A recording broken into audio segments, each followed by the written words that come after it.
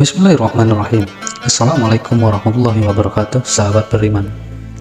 Berjumpa lagi dengan Tuah Ilai, serial cerita tasawuf.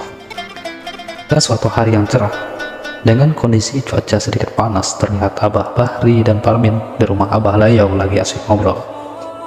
Hari yang cerah, secara hati mereka yang di ujung bibirnya hanya Allah yang selalu menjadi pembicaraan mereka berdua. Sudah tak asing saat mereka berjumpa ataupun ngobrol, yang menjadi pembicaraan mereka pasti tentang kajian atau ibadah kepada Allah. Ayo mari kita simak bagaimana sih percakapan mereka berdua. Sambil menyeruput kopi hitamnya, terlihat Parmin mulai berbicara. Bagaimana sih maksud atau mengaplikasikan dari kalimat ini? Jika ingin sampai kepadanya, engkau harus keluar dari batas dunia dan akhirat, jiwa dan raga, dari segala sesuatu selain Allah. Parmin mulai berbicara. Sejenak Abah Bahri terdiam, tak lupa rokok di samsulnya yang selalu mengabulkan asap.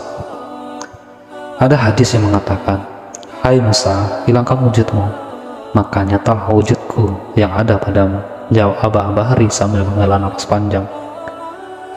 Terlihat Parmin belum puas dengan jawaban Abah Bahri. Terus, berapa lama kita bisa bertahan di dunia? Berapa lama lagi di akhirat? Maaf Abah Bahri, saya masih bingung. Sekali lagi, maaf jika saya terlalu banyak bertanya. Canda Parmin sambil menunjukkan giginya yang ompong. Meningkatkan kualitas diri itulah kuncinya. Dunia dengan kualitasnya di dalamnya. Akhirat dengan kualitas di dalamnya. Setelah mencapai batas tertinggi, Everest, maka akan sampailah engkau di tempat yang engkau tuju, ujar Abah Bahri. Terima kasih Abah. Yang dimaksud Allah dan Muhammad saling memuji itu apa Abah? Sambung Parmin. Allah dan Muhammad saling memuji itu ialah Allahumma sholli ala Muhammad, itu adalah nur Allah dan nur Muhammad, dan la ilaha illallah Muhammad Rasulullah. Maksudnya memuji itu ialah ikatan yang tidak akan lepas lagi, jawab Abah Bahri serius. Jadi kesimpulannya, dunia dan akhirat semua milik Allah. Pertanyaan saya adalah, yang punya kita itu yang mana, Bah? Mengaku syirik, tidak mengaku kafir. Jadi bagaimana jalan keluarnya? Tanya Parmin semangat.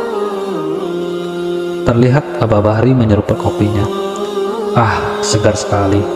Kopinya pas dan gulanya pas. Rasanya pun sempurna, ujar Abah Bahri.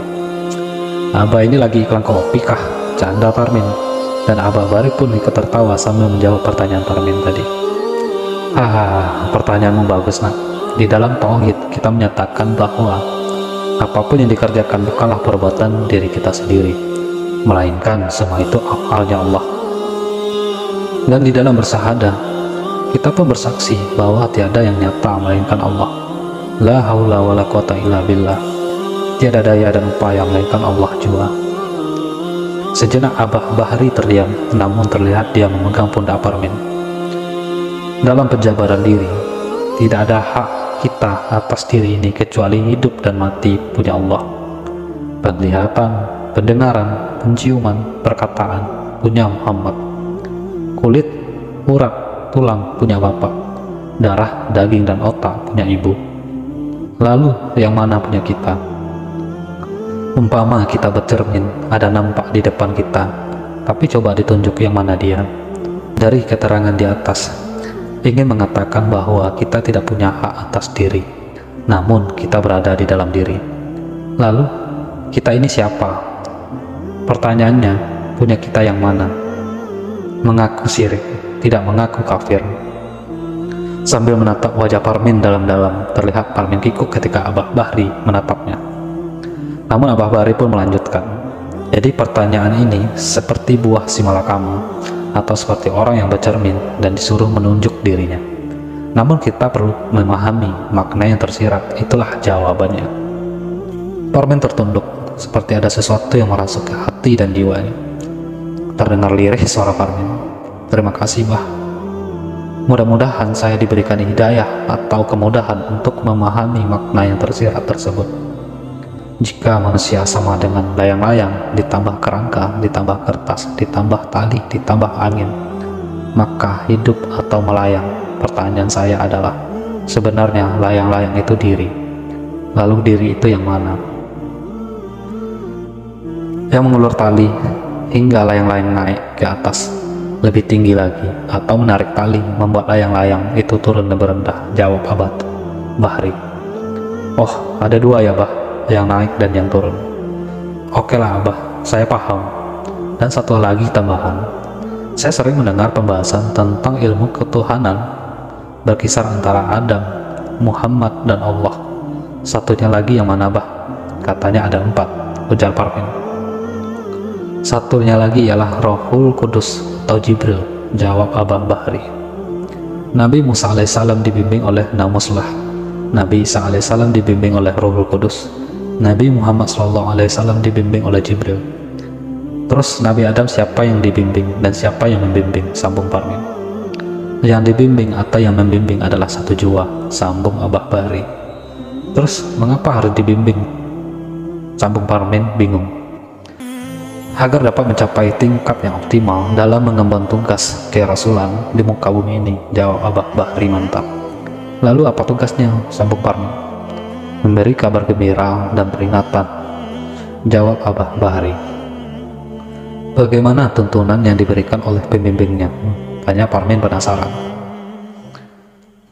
Tuntunan itu datang menyeruak dari kedalaman hati dirinya. Dengan pengenalan diri yang sempurna, maka para rasul itu mengetahui secara pasti siapa hakikat para pembimbingnya tersebut. Para pembimbing tidak datang dari luar dirinya, namun datang dari kedalaman dirinya masing-masing. Rahasia dirinya lah yang membimbing dan mengajari para rasul, sehingga segala ucapannya terjaga dari hawa nafsunya, terkontrol sesuai etika ketuhanan yang berasal dari rahasia dirinya. Sejenak Abah Bahri terdiam sambil mengesap rokok dan menyeruput kopinya. Namun terlihat Abah Bahri mulai melanjutkan. Mereka tidak berkata-kata, namun rahasia dirinya lah yang berkata-kata. Begitu juga mereka tidak melakukan sesuatu, melainkan rahasia dirinya lah yang melakukan. Jadi, apa inti ajaran ini, sambung Parmin? Tiada lain adalah mengenal sejatinya diri manusia. Hakikat ajaran ini telah ada semenjak dahulu. Hanya bentuk tubuhnya saja yang berbeda. Sementara hakikat keilmuannya adalah satu. Mengapa saya berkeyakinan seperti di atas? Karena guru spiritual tidak diangkat berdasarkan keinginan pribadi seperti guru sekolah ataupun guru ngaji, melainkan diangkat oleh Tuhan. Dalam roh, guru spiritual adalah utusan kebenaran. Pahami kalimat di bawah ini dengan kejernihan dan berpikir. Seseorang yang pernah disebut Musa, Yesus, Muhammad, mereka satu dalam hakikat. Perbedaan ada pada tingkat penampilan lahiriah yang disesuaikan dengan lingkungan yang pada saat kehadirannya. Mereka tak lain adalah satu lampu yang menyinari seluruh lampu yang berbeda-beda. Realita di atas selayaknya diterima dengan lapang dada, tanpa mencibirkan apalagi menanggapinya dengan emosi. Belum menerima atau ragu tentang hal ini karena kita tidak memahaminya atau belum diberikan pemahaman olehnya. Oleh karena itu, Maha Guru adalah permata yang selalu dicari-cari oleh para kolektor spiritual. Nilainya tidak dapat diukur dengan materi duniawi. Ia menduduki nilai tertinggi. Bagi pencari sejati kebenaran, pembimbing spiritual dan nabi disibakkan di dalam batin, di dalam relung jiwanya yang paling dalam. Ketika ia terlihat dan terasakan di dalam batin, maka tak ada lagi keraguan sedikit pun. Terlihat Parmin mau bertanya lagi. Stop, jangan tanya lagi. Saya kesini mencari janda di samping rumah Abah Layo ini. Sudah pernah menjawab. Inilah waktunya saya mau ngopi, merokok, canda Abah Bahri. Akhirnya mereka berdua tertawa serentak. Terlihat kepuasan di garis wajah Parmin. Ya, begitulah mereka berdua. Selalu saja ada canda tawa di setiap pengajian yang tidak resmi. Ambil baiknya, buang buruknya, karena yang maha benar hanya Allah. Assalamualaikum warahmatullahi wabarakatuh. Tertanda tuah ilahi.